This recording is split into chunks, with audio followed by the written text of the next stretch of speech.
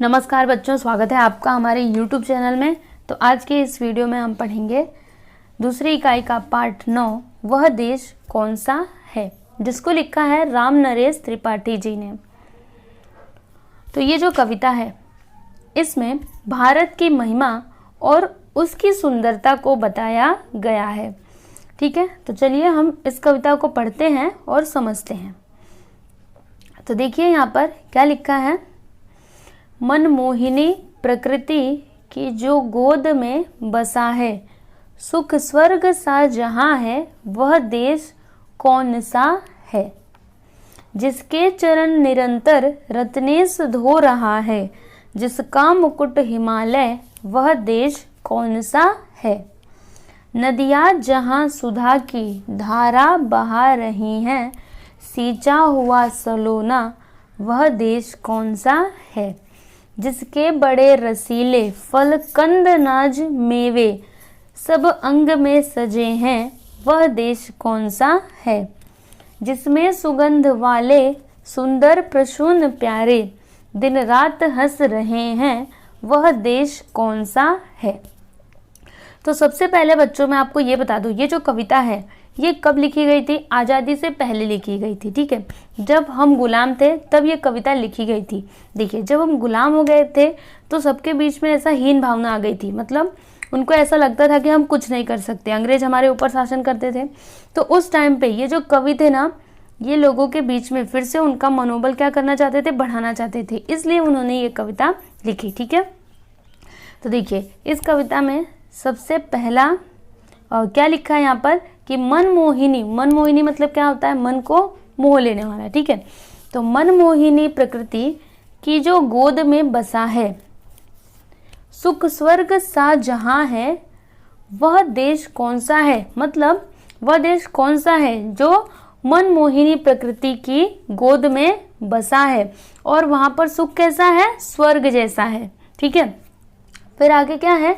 जिसके चरण निरंतर रत्नेश धो रहा है, जिसका मुकुट हिमालय, वह देश कौन सा है।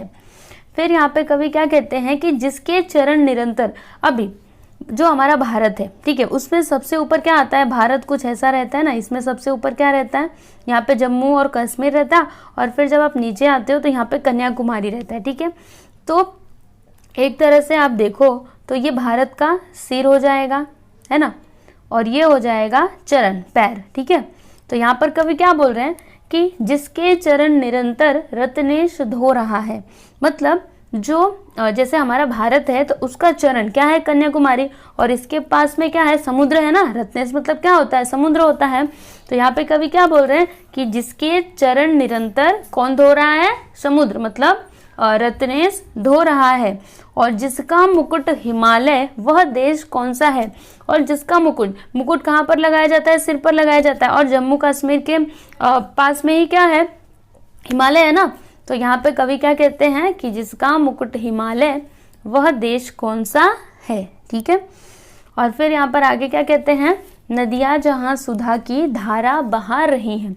देखिए हमारे देश में बहुत सारी नदियाँ हैं जिनको हम क्या कहते हैं, गंगा माँ कहते हैं, फिर यमुना माँ कहते हैं, है ना। तो सुधा मतलब क्या होता है, अमृत होता है। ठीक है, तो नदियाँ जहाँ सुधा की क्या बहा रही हैं, धारा बहा रही हैं, और सींचा हुआ सलोना, वह देश कौन सा है।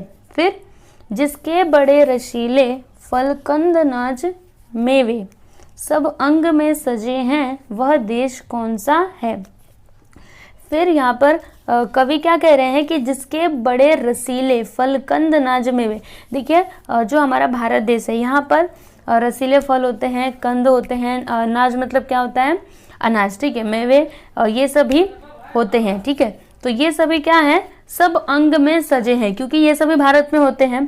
ठीक है, फिर कवि पूछते हैं कि वह देश कौन सा है। फिर आगे क्या कहते हैं, जिसमें सुगंध वाले सुंदर प्रसून प्यारे। अभी प्रसून का मतलब क्या होगा, फूल। ठीक है, क्या होगा, फूल होगा। तो कवि क्या कह रहे हैं कि जिसमें सुगंध वाले सुंदर प्रसून प्यारे दिन रात हंस रहे हैं, वह देश कौन सा है। मतलब जिसमें सुगंध वाले सुंदर सुंदर फूल, प्यारे प्यारे फूल क्या कर रहे हैं, दिन रात हंस रहे हैं, वह देश कौन सा है। उसके बाद देखते हैं हम आगे।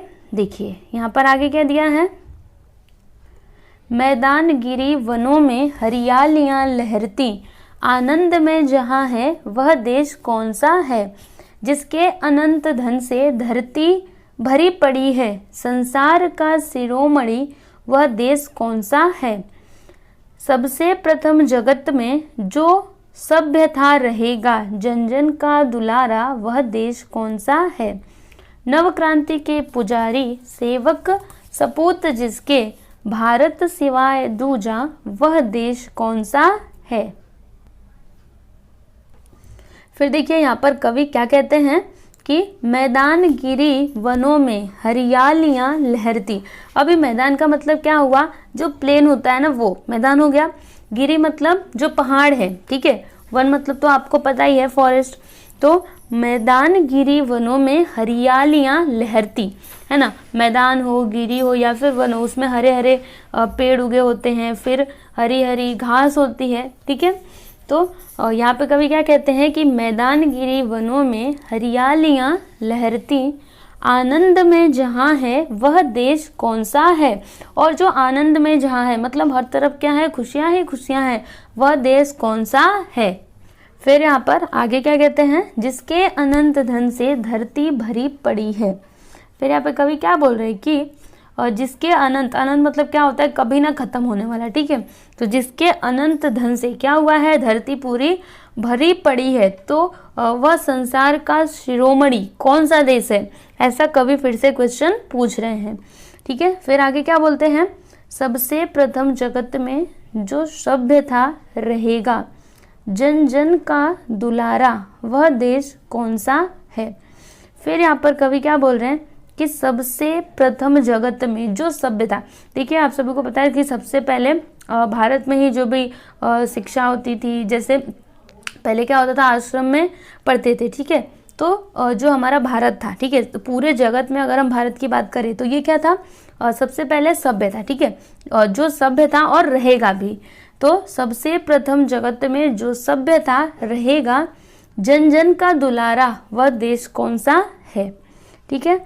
फिर यहाँ पे कवि आगे क्या कहते हैं, नवक्रांति के पुजारी सेवक सपूत जिसके, भारत सिवाय दूजा वह देश कौन सा है। फिर देखिए कवि लास्ट में इसका आंसर भी दे देते हैं, क्योंकि अभी तक तो वो क्वेश्चन पूछ रहे थे ना, कुछ भी बता रहे थे, फिर बाद में पूछ रहे थे कि ये बताओ मतलब ये देश कौन सा है। तो यहाँ पे जो कवि हैं ये इसका उत्तर भी देते हैं, क्या कहते हैं कि नवक्रांति के पुजारी सेवक सपूत जिसके, भारत सिवाय दूजा वह देश कौन सा है। मतलब वो कहते हैं कि मैंने ये जो सारी चीज़ें बताई, ठीक है, हमने ये कविता में पढ़ी ना, तो ये जो सारी चीज़ें हैं ये कहाँ पर है, भारत में है, मतलब वह देश कौन सा है, भारत देश है, हमारा प्यारा भारत, ठीक है बच्चों।